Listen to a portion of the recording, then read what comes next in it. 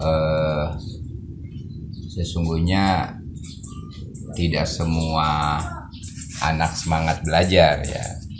Ada anak yang memang dia masuk ke sekolah itu asal masuk ya.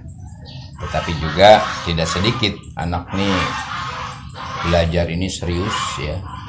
Ini dibuktikan dengan prestasi dan keaktifan mereka dari berbagai kegiatan-kegiatan yang diselenggarakan di madrasah. Nah, diperkuat lagi bagi siswa yang semangat belajar, kemudian mereka juga ada keinginan untuk melanjutkan ke perguruan tinggi. Alhamdulillah kita banyak ya yang melanjutkan kuliah ke perguruan tinggi, dan kalau dibilang persentase mungkin baru separuh ya, separuh kuliah, separuhnya karena kondisi ekonomi mereka lebih memilih memilih langsung bekerja. Kebetulan daerah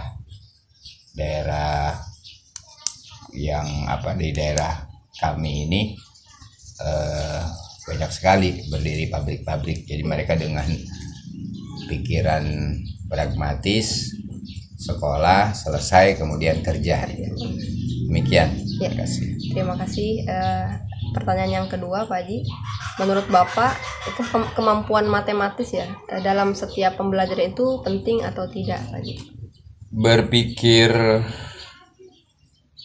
matematis ini penting ya, karena itu siswa kita harapkan ya kemampuan berpikir matematis ini diusahakan dikuasai. Karena kenapa?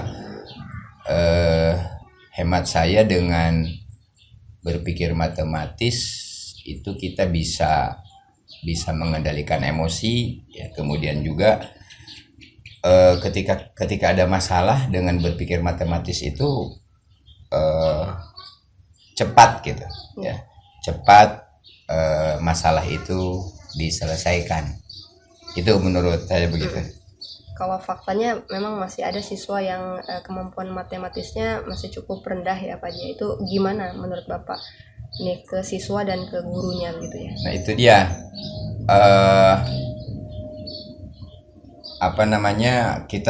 kita berupaya ke guru matematika ya, ketika ada anak lemah ya kita dorong ya untuk dicoba diangkat ya, bagaimana dia bisa mengembangkan pola pikir matematiknya itu, karena memang sekali lagi penting ya, minimal untuk mengendalikan emosi dia. Ya. Baik, terima kasih untuk pertanyaan selanjutnya Pak Haji. Ini bagaimana peran Bapak sebagai kepala sekolah pada guru-guru untuk membangun komunikasi kepada siswa? Ya, pola belajar sekarang ini kan bukan pola belajar seperti dulu ya. Kita guru dulu itu menganggap siswa itu ibarat kalau bahasa Sunda itu gentong atau sebutlah ember. Ember kosong yang dipaksa diisi sampai penuh, terkadang penuh juga masih diisi saja gitu. Kemudian tumpah. Itu pola dulu. Nah, sekarang itu kan tidak seperti itu.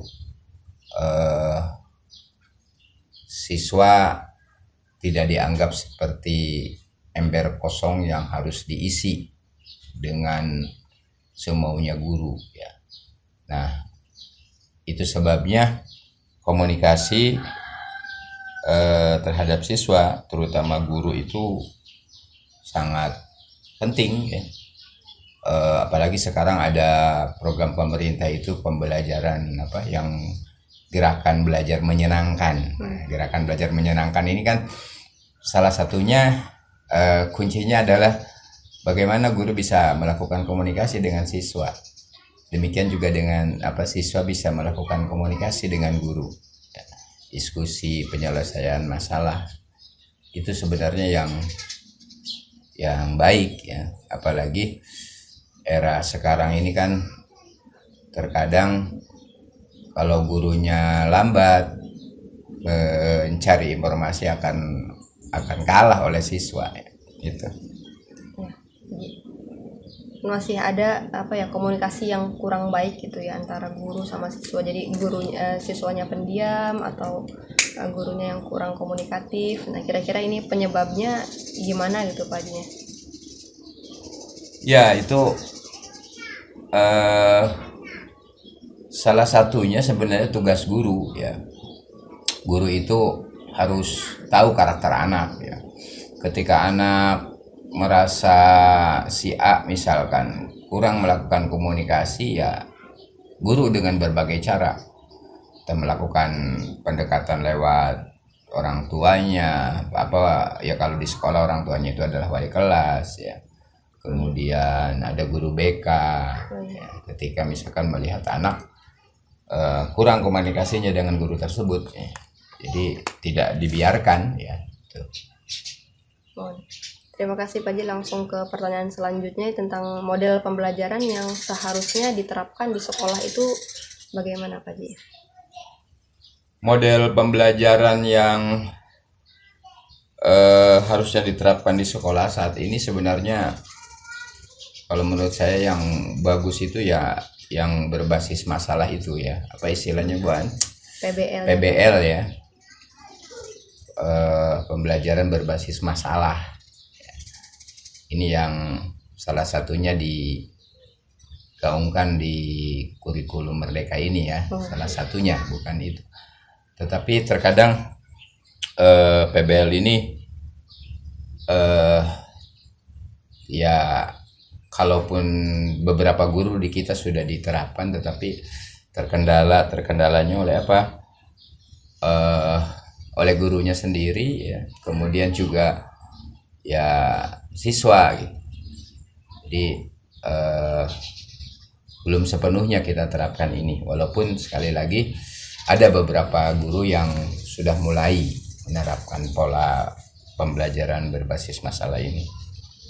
Ke depan diharapkan, apalagi nanti ketika sudah sepenuhnya kurikulum Merdeka ini dijalankan, ya mudah-mudahan terwujud.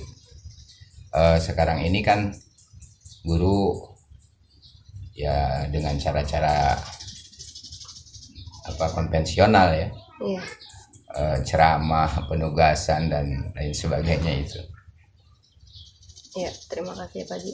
Selanjutnya tentang HOTS ya, High Order Thinking Skill, berpikir tingkat tinggi. Apakah sudah diterapkan di sekolah ini pembelajaran berbasis HOT ini? Ya, pembelajaran berbasis HOT itu sudah dilaksanakan. Ini juga sama, guru juga sudah banyak yang menggunakan, tetapi lagi-lagi ada terkendalanya oleh kemampuan guru ya, kemudian juga anak ya, siswanya juga yang ada yang merasa bingung, ada yang merasa pusing ya dengan cara HOT ini, sehingga ya lagi-lagi ditambah misalkan gurunya juga kurang semangat, ya sudah kembali lagi ke pembelajaran konvensional.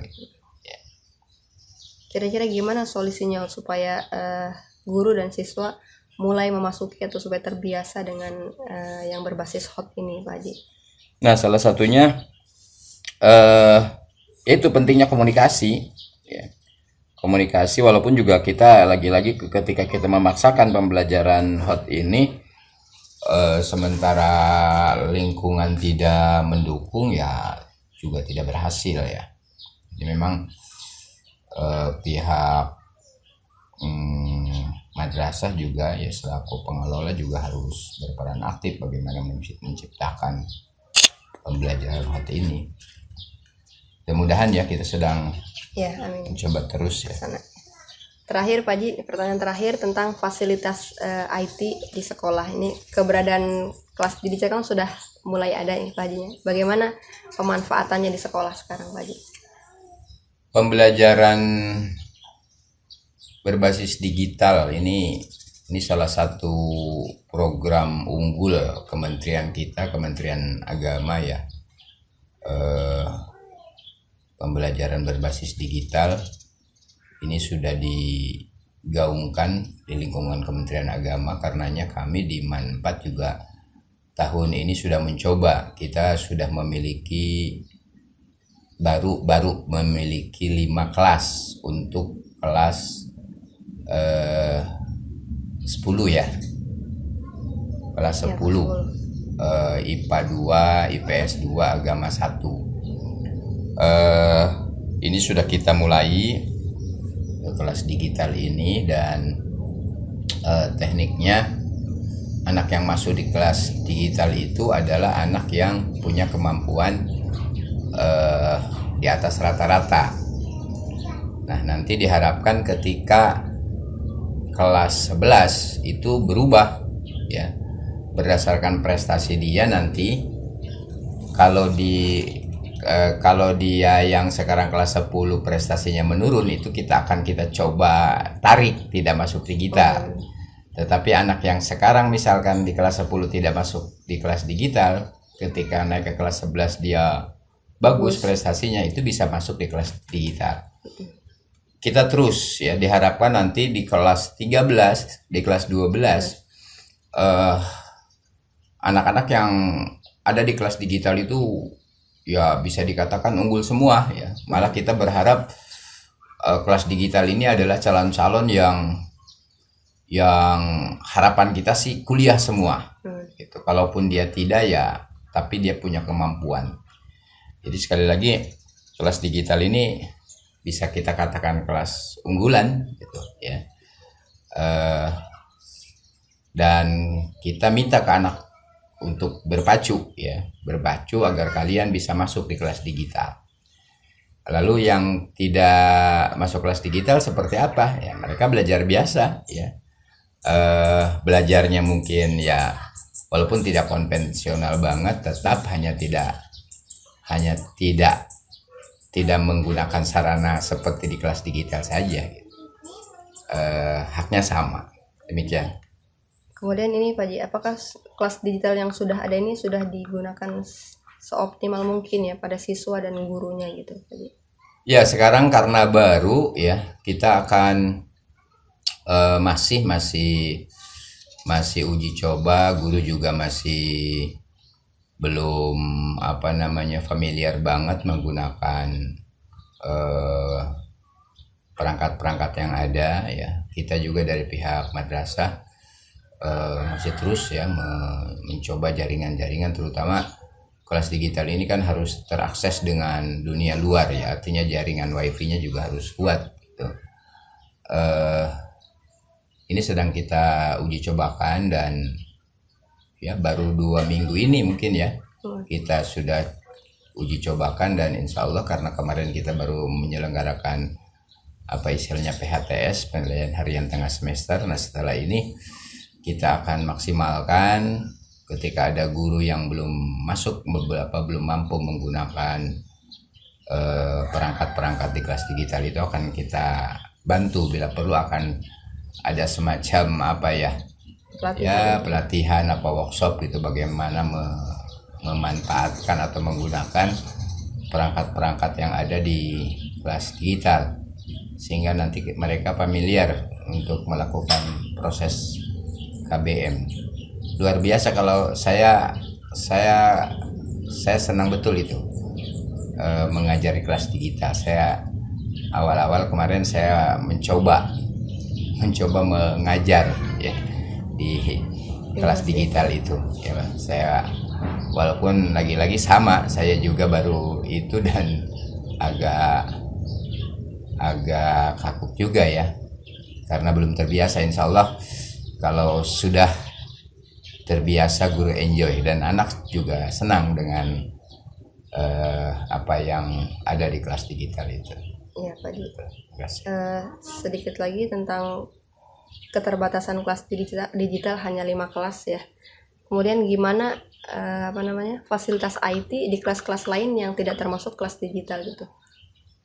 Di kelas yang lain IT ada ya. Misalkan mereka ketika guru butuh apa istilahnya perangkat-perangkat ya, infocus dan lain sebagainya itu ada ya. Kami memang sebenarnya berharap ketika nanti kita bisa memenuhi seluruh kelas itu minimal gitu, minimal apa namanya ya, infocus dan kalau apa namanya visi kan guru-guru rata-rata sekarang masuk ke kelas itu dengan membawa laptop semua ya gitu. Minimal kita madrasah menyiapkan saja infocus ada tiap kelas ya. Sekarang belum terpasang semua ya. Tetapi kalau perangkat yang betul-betul lengkap ya itu ada di kelas digital. Oke, terima kasih Pak Haji. 6 pertanyaan sudah dijawab semua. Terima kasih waktunya. Terima kasih kesempatannya ya. Assalamualaikum warahmatullahi wabarakatuh. Assalamualaikum warahmatullahi wabarakatuh.